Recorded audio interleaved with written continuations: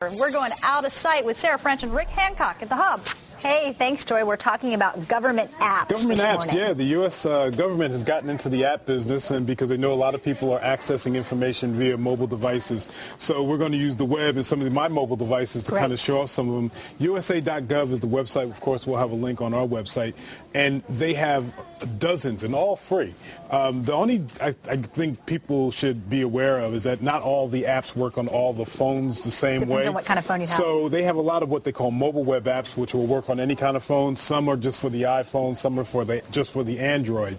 So maybe that's one of the things they can improve upon, that just make them universal for all the platforms. But that being said, there are a lot of great apps here that for things from BMI calculators to FEMA. The one that I've been playing around with a lot is the TSA, the Transportation Security Administration. And if you're going to the airport and you have your mobile phone, you're not really sure, what you can bring, the airport status, TSA guide. Oh, that's always good. It's always good. So this is what it'll look like. This is actually what the web will look like on your mobile phone, what this app will look like, and I'm showing it on the web, so it looks a little strange in a normal app. But you can type in things like, can I bring a knife? And it'll drop down a whole bunch of different menus on pocket knives, Swiss Army knives, and it'll tell you what is acceptable and what's not. So that's a pretty neat tool. Here's one I wanted to show you on my phone. This is the FBI app. And so it has listings for America's Most Wanted, the top watch terrorists list. And people may forget that one of America's top wanted folks was for a crime committed right here in Connecticut in 1983 in Connecticut. It was an armed robbery, $7 million.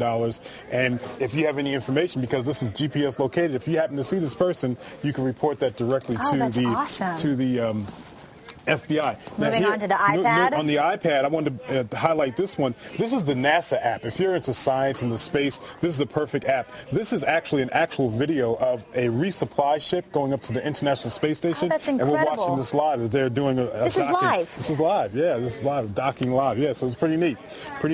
So again, the USA.gov site, there are, I think, dozens of 18 or more different kind of apps at your disposal.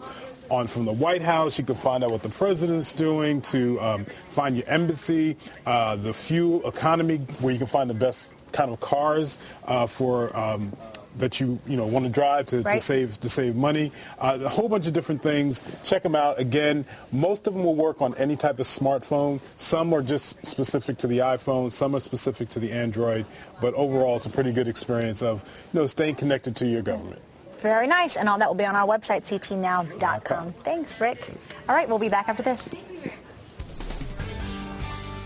All right, Sarah, we're going to check the roads right now first. In New Haven, southbound side of I-95 is a little bit busy from 51 down to the Q Bridge. Overall, this morning's drive has been a fairly quiet one, and 91